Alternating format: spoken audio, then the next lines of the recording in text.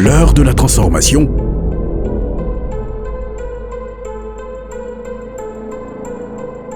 Une émission de l'Hôtel du Dieu Vivant. Avec le sacrificateur Bongé Kessé. Bonne écoute. Jésus nous a donné la force de vaincre le péché. Donc si toi tu n'arrives pas avec le péché, c'est que tu n'es pas encore né de nouveau. Dis ça à ton voisin. Faut dire voisin. Je vais te dire la vérité aujourd'hui. Si tu n'arrives pas à dominer le péché, tu n'es pas encore né de nouveau.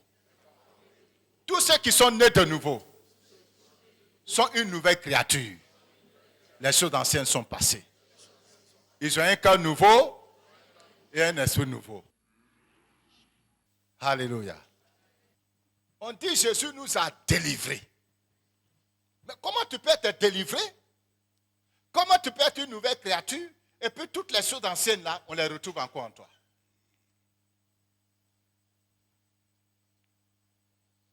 C'est pas normal.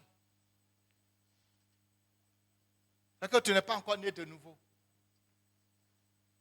Tu es un chrétien non converti. Parce que être chrétien, là, ça c'est la religion. Hein? Voilà, je suis de religion chrétienne. Voilà. Quand tu te demandes, je suis chrétien. Hein? Ça c'est la religion. Mais est-ce que tu vis la vie de Dieu? Est-ce que tu vis la vie de Christ? C'est ça qui est le problème. Donc tu peux faire 20 ans et même tu peux parler en langue. Parler en langue, c'est pas compliqué. Hein? C'est vrai ou c'est faux? C'est que tu entends parler en langue. Hein? C'est que toi tu parles en langue. Donc, qui parle en langue? Tu as levé la main. À notre temps là, quand on voit quelqu'un parler en langue, on sait qu'il est vraiment converti. Mais aujourd'hui là, hein? Les anciens chrétiens, au temps avant, quand quelqu'un parle en langue, non, on sait que non, lui, il est vraiment né de nouveau. Mais au jour d'aujourd'hui là, parler en langue là même là, il est devenu léger comme ça. Il est devenu n'importe quoi. Avant, si tu ne parles pas là, on ne te baptise pas. Hein? Nous sommes les enfants de l'Assemblée de Dieu. Tu ne parles pas en langue, on ne te baptise pas. C'est-à-dire que toi, ta conversion n'est pas encore claire. Parce qu'on se dit que si tu es converti, tu es vraiment né de nouveau, tu dois parler en langue. Alléluia. Mais aujourd'hui, là, ce n'est plus un signe, c'est une distraction maintenant. Tout le monde parle en langue. Le gars, il est en train de forniquer et puis il parle en langue. Il est en train de mentir et puis il parle en langue. Il est en train de donner fausse prophétie aux gens et puis lui-même il sait que c'est faux, c'est qu'il est en train de dire, il ment et puis il parle en langue. Il sait que prophétie il est en train de donner, c'est fabriqué parce qu'on lui a donné les informations. Et puis il parle en langue. Rebo Shakabayata. Rebo Shikaraba. Lundi Basha. Ah! L'option. Ah, ces informations, ces petits ont donné sur la pauvre dame là. C'est ça qu'il veut faire sortir et puis il est en train de faire tout ce cinéma là autour. Pour mystifier la chose. Alléluia. J'ai un ami. Il y a un autre apôtre qui l'a invité. Et puis l'apôtre là lui dit, il veut lui donner les photos des gens. Il dit, bon, voilà les gens, te donner leur nom, là où ils habitent, toutes les informations. Comme ça, quand tu arrives là, en tout cas, je sais que toi tu es un homme de révélation. Donc quand toi tu arrives là, voilà, ceux-là, il faut prophétiser sur eux. Lui, là, voilà son nom, voilà, il habite ici, il fait tel travail. Ce que vous voyez à la télévision, c'est des maquillages. Hein? Les gens n'ont plus peur de Dieu. Et puis quand on te dit ça, toi aussi tu tombes des nues, mais comment il a fait pour savoir ça? Wow! Il connaît le nom de mon village. Il connaît le nom de mon père. Il sait même où je travaille. Il connaît même mon niveau de téléphone. Ha! Ça crie wow! Mais il n'y a pas de conversion. Il n'y a pas de transformation. Il n'y a pas de vie divine. Alléluia. Alléluia. Il y a un, on lui a donné les informations. Et puis malheureusement pour lui, il s'est trompé de personne.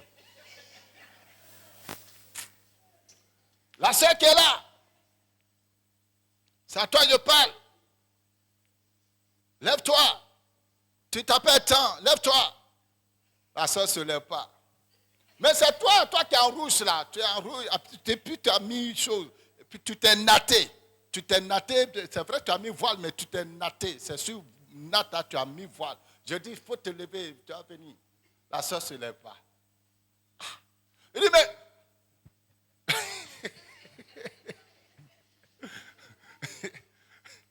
je vais arriver sur toi là-bas. Tu veux douter de moi? Donc, il rentre. Il s'en va, il soulève la terre. Et puis il enlève le voile sur la tête de la sœur. La sœur est cocotaillée.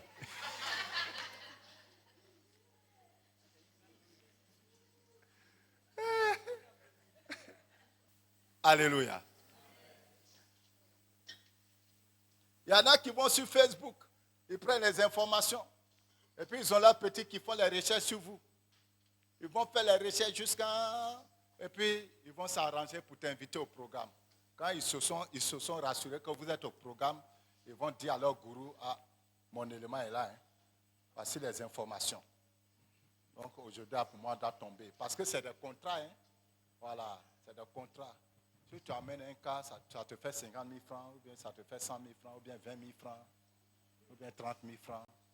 Voilà. C'est un travail. Un travail que le Seigneur nous aide. Donc nous étions en train de parler du cœur.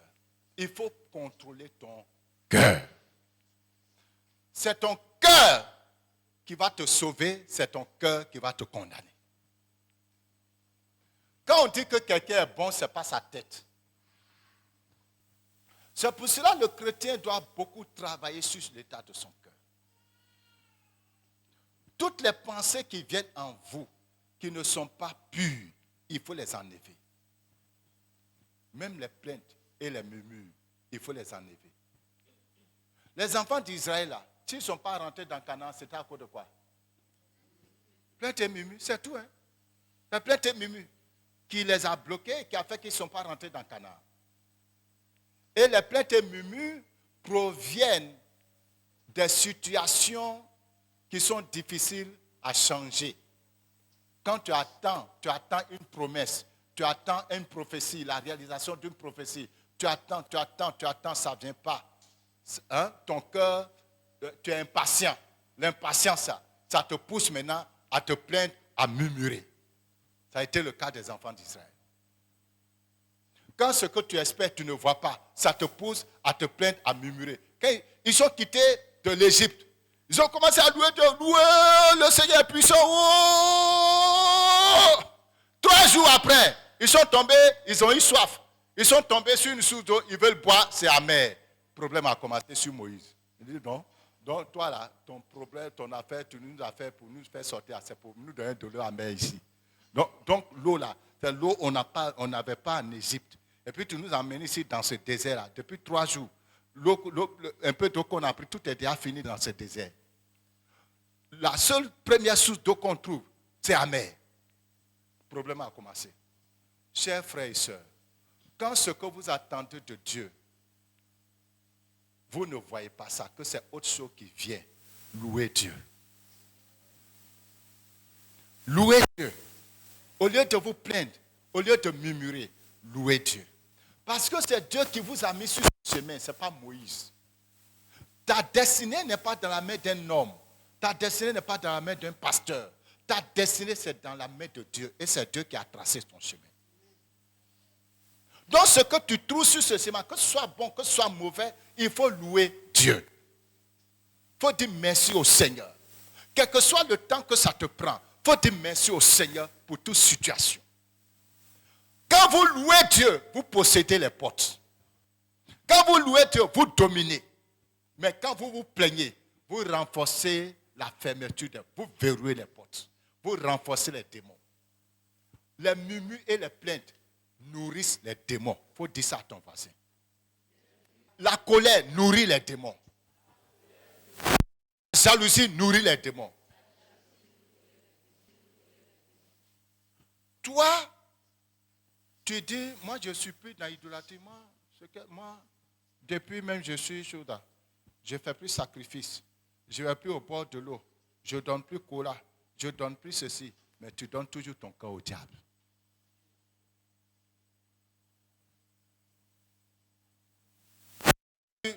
Tu émets les mauvaises pensées, ma fille, tu es en train de donner ton cœur au diable. Bon, entre celui qui jette cola et toi qui donnes ton cœur au diable, pour qui est grave? L'autre, lui, il jette cola parce qu'il n'a pas la connaissance. Lui, il s'en va jeter cola.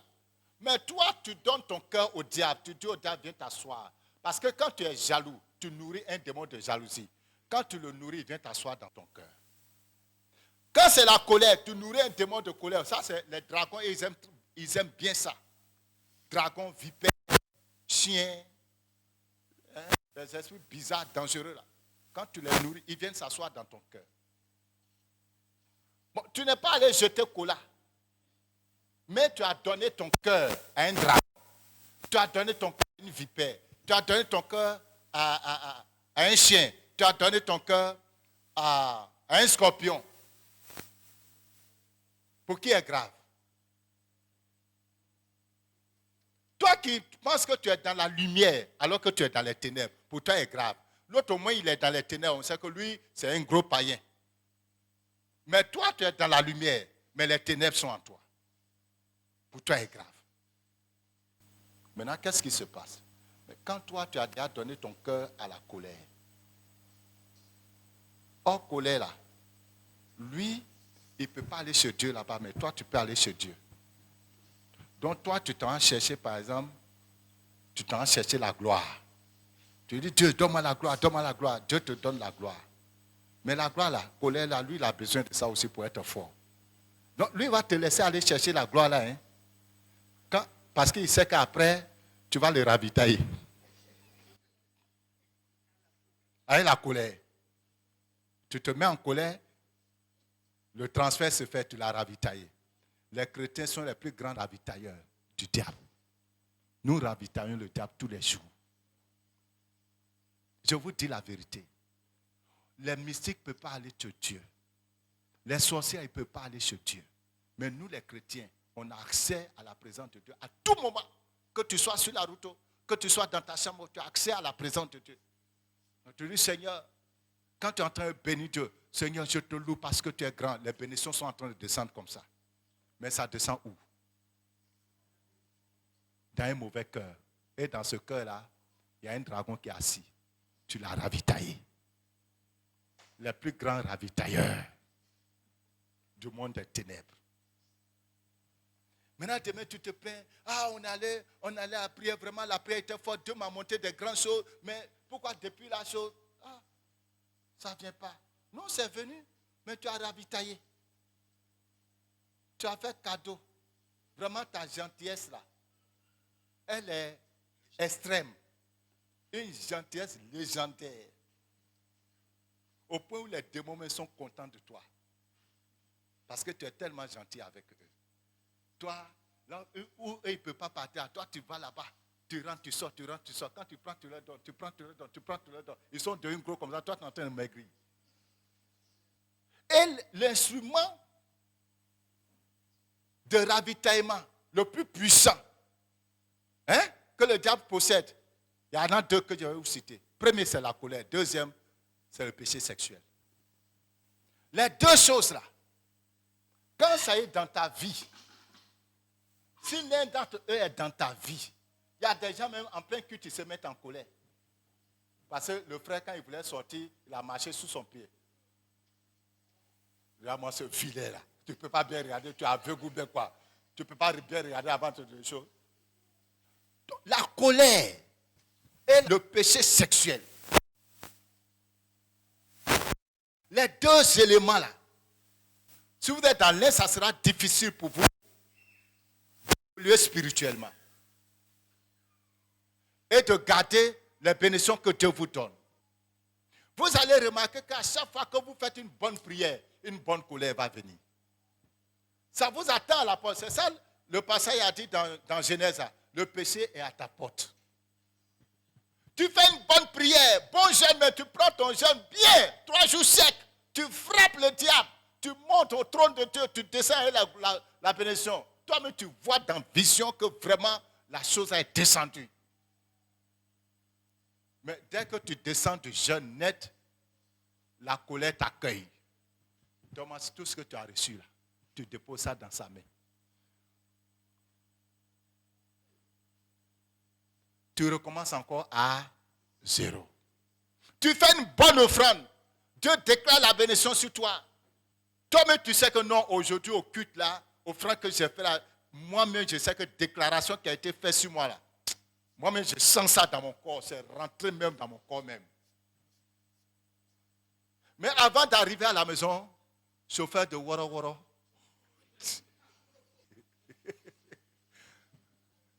apprenti Baka, hein? Ils ont été actionnés et tu as transféré la chose au démon. Va travailler encore. Va travailler encore. Reprends à 0. Tu t'en vas reprendre encore à 0. La semaine prochaine. On dit, qui va faire offrande de 100 000 francs? Le Seigneur veut bénir des gens. Tu te lèves, bro. Dans toute ta pauvreté, là, le petit économique qui te reste, tu prends, tu viens, tu donnes à Dieu. Parce que tu es convaincu que tu as la foi que non.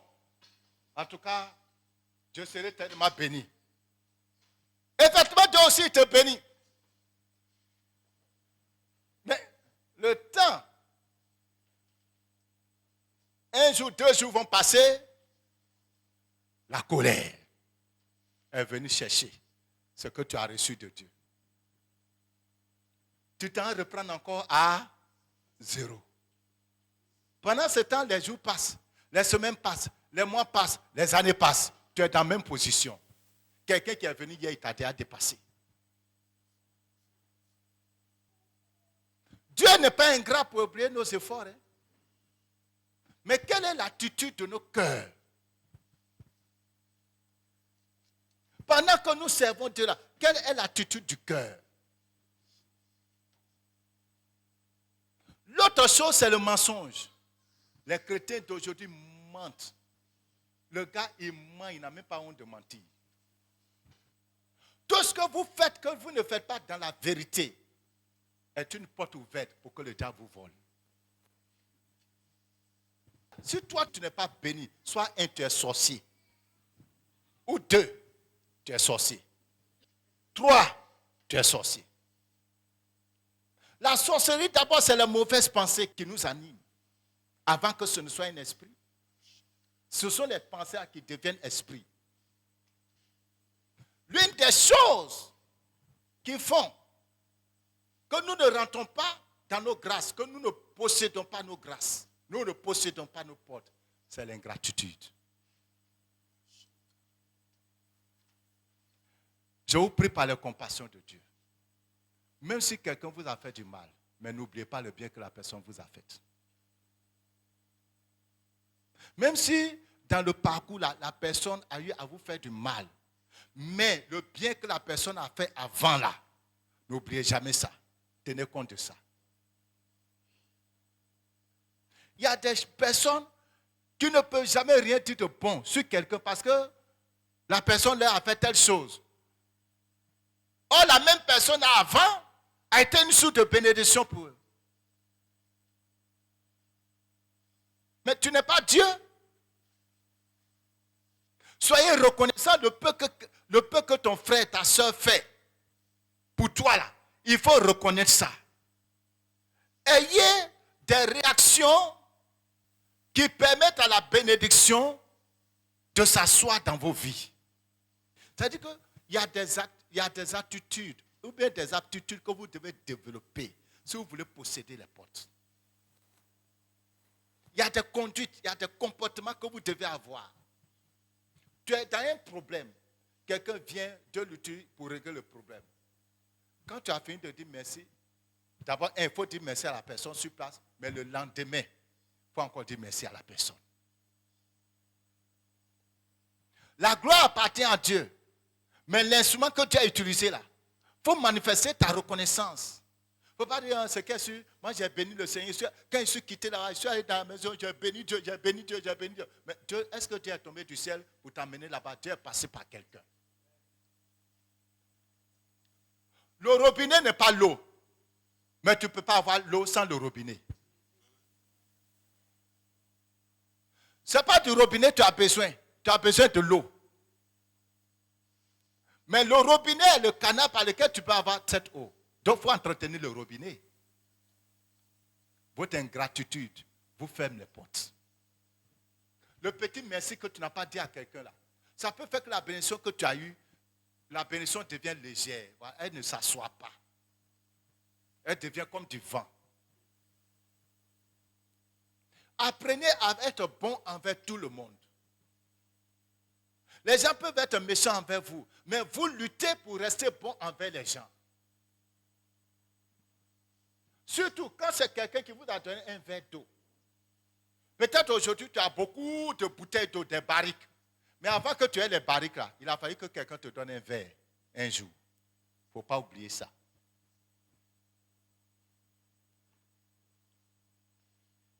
Il ne faut jamais oublier ça. Dis à quelqu'un, n'oublie pas ton passé. Donc les enfants d'Israël, ils n'ont pas réussi à posséder les portes de leur promesse. Pas parce que Dieu a menti. Mais parce que à chaque fois qu'il y avait échec, à chaque fois qu'il y avait blocage, au lieu de louer Dieu, au lieu de croire en Dieu, ils ont murmuré, ils se sont plaints, ils ont accusé Moïse, ils voulaient le lapider, ils voulaient le détruire.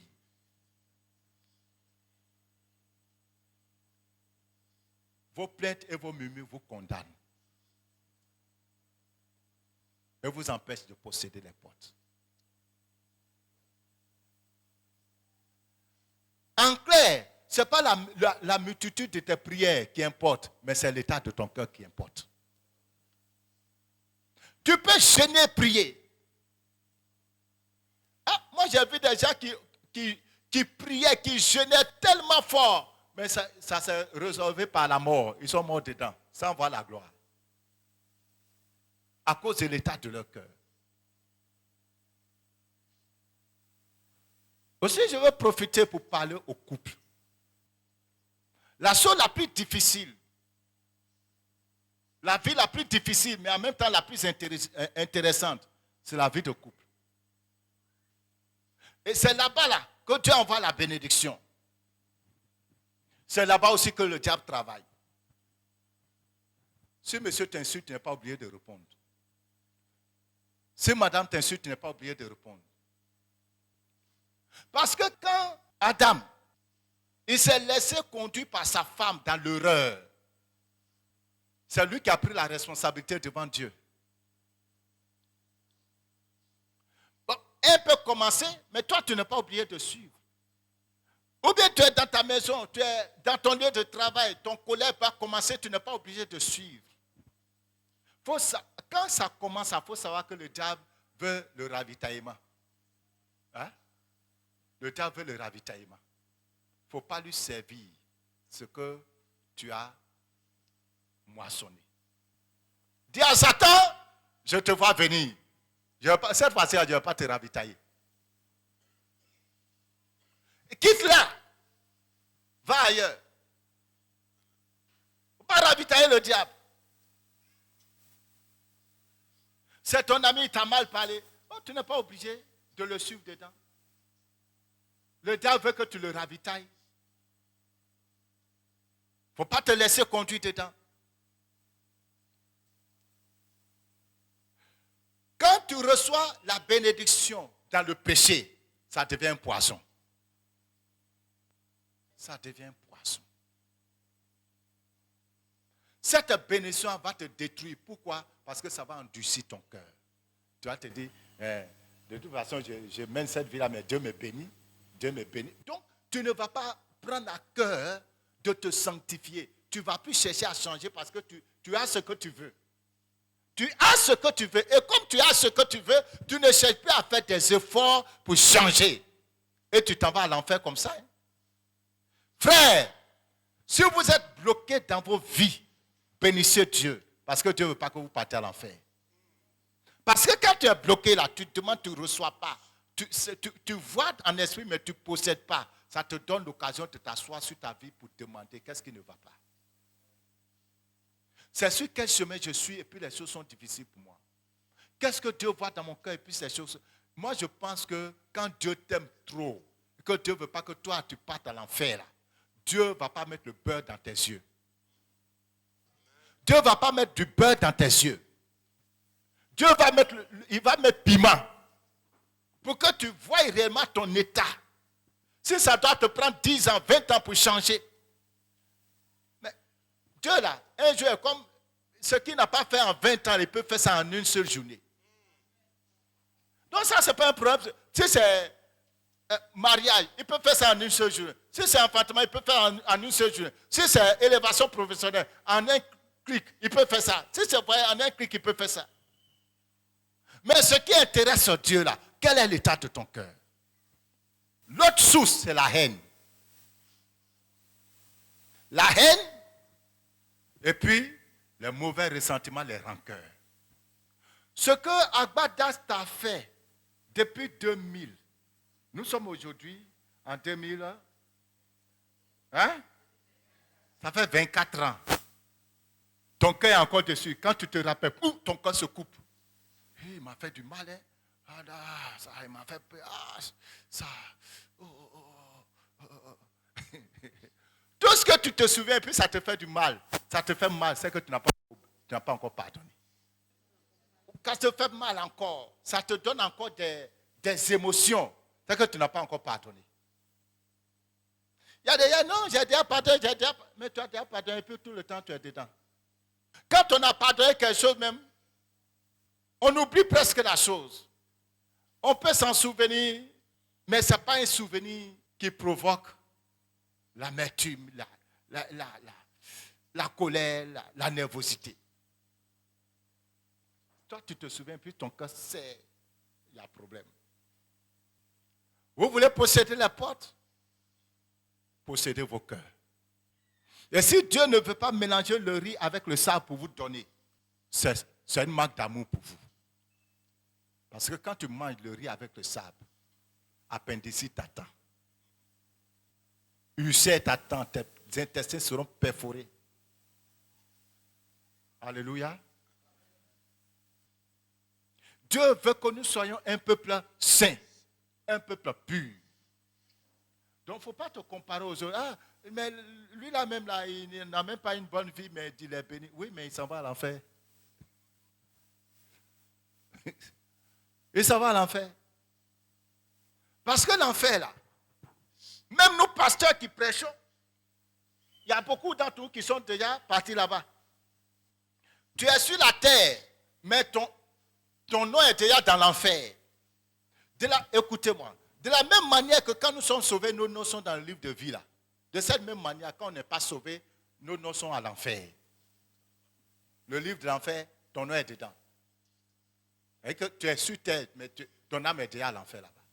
De même que nous, c'est vrai, nous sommes sur terre, vivants. Mais la Bible dit que quoi? Nous sommes dans les lieux célestes, nous sommes assis dans les lieux célestes avec Jésus-Christ. Donc pendant que tu es assis ici là, mais en esprit tu es assis dans les lieux célestes avec Jésus-Christ. De cette même manière, toi, quand le péché est dans ta vie, tu es assis dans les profondeurs de l'abîme, des ténèbres, avec le diable. Et le péché qui est dans ta vie là, si tu meurs dedans, tu vas dans son département. Le patron de ce péché là t'attend là-bas. Chaque péché a son département. Ce n'est pas une question de moi je parle la langue. Moi je prophétise. Moi je sais prêcher. Moi je chasse les démons. Moi je ceci, moi je cela. Il faut posséder ton cœur.